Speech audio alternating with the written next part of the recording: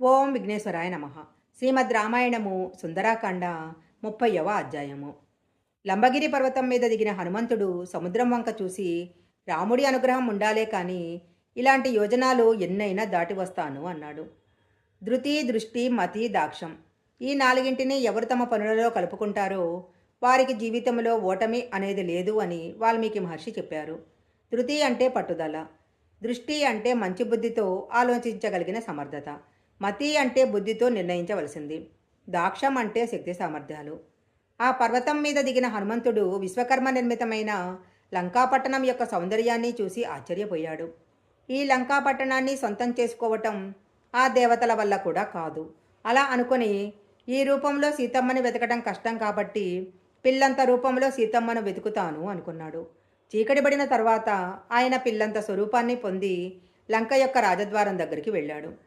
అక్కడికి వెళ్ళేసరికి వికటాటహాసం చేస్తూ పర్వతం అంత ఆకారంలో ఒక రాక్షస స్త్రీ కనపడింది. ఆమె హనుమంతుడిని చూడగానే, నువ్వెవరు, అరణ్యాలలో తిరిగే కోతివి, నీకిక్కడ పనేముంది, ఇక్కడికి ఎందుకొచ్చావు అని అడిగింది. అప్పుడు హనుమంతుడు అన్నాడు, ఓ వికృతమైన కన్నులున్నదానా, నేనెందుకు వెళుతున్నానంటే ఒక్కసారి ఆ వనాలను, ఉపవనాలను, భవనాలను, సరస్సులను చూసి వచ్చేస్తాను. నాకు అనుమతి ఇవ్వు అన్నాడు. అప్పుడు ఆమెడ ఇలా అంది, నేను అనుమతి ఇవ్వటం కాదు. నన్ను గెలిచినవాడు మాత్రమే లోపలికి వెళ్ళగలడు. నువ్వు లోపలికి వెళ్ళటానికి వీలు లేదు అంది. సరే, ఇంతకీ నువ్వెవరు అని హనుమంతుడు ఆ స్త్రీని ప్రశ్నించాడు.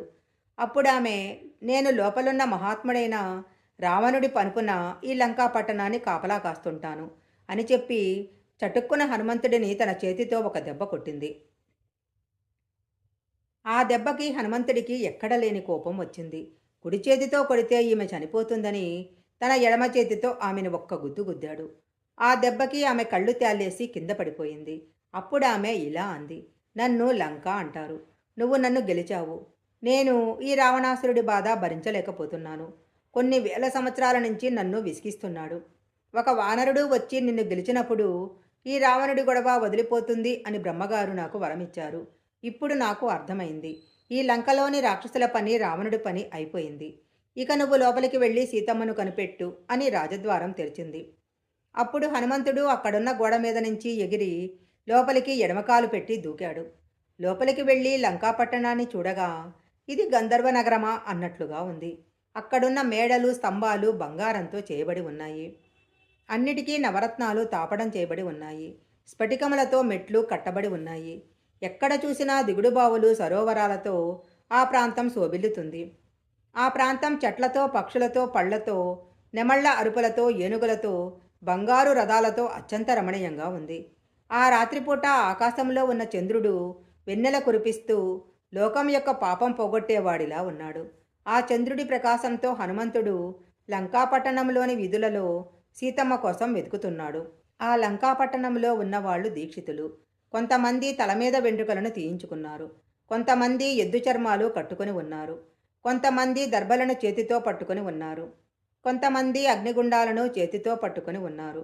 ఒకడు పక్కవాడికి తన ఛాతిని చూపిస్తున్నాడు. కొంతమంది తమ శరీరాలను కనపడ్డ స్త్రీల మీద పడేస్తున్నారు. కొంతమంది ఎప్పుడూ తమ చేతులలో పెద్ద పెద్ద శూలాలు పట్టుకుని ఉన్నారు. కొంతమంది పరస్పరం ఒకడిని ఒకడు తోసుకుంటూ ఉన్నారు. తమ భుజాల బలాలను చూపించుకుంటూ ఉన్నారు. ఒకడిని మరొకడు అధిక్షేపించుకుంటూ మాట్లాడుకుంటున్నారు. ఆ లంకలో ఒకడు శూలం పట్టుకొని, ఒకడు ముద్గరము, ఒకడు పరిగా, ఇలా రకరకాలైన ఆయుధాలు పట్టుకొని ఉన్నారు.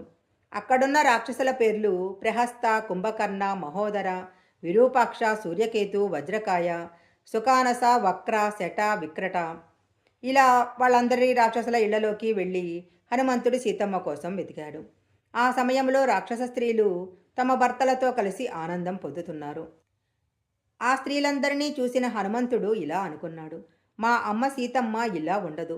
మా సీతమ్మ కనిపించి కనపడకుండా ఉండే చంద్రరేఖలా ఉంటుంది. మట్టి పట్టిన బంగారు తీగలా ఉంటుంది.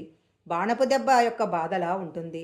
వాయువు చేత కొట్టబడ్డ మేఘంలా ఉంటుంది అనుకుంటూ లంకాపట్టణాన్ని వెతుకుతూ రావణాసురుడి యొక్క ప్రాసాదం దగ్గరికి వెళ్ళాడు.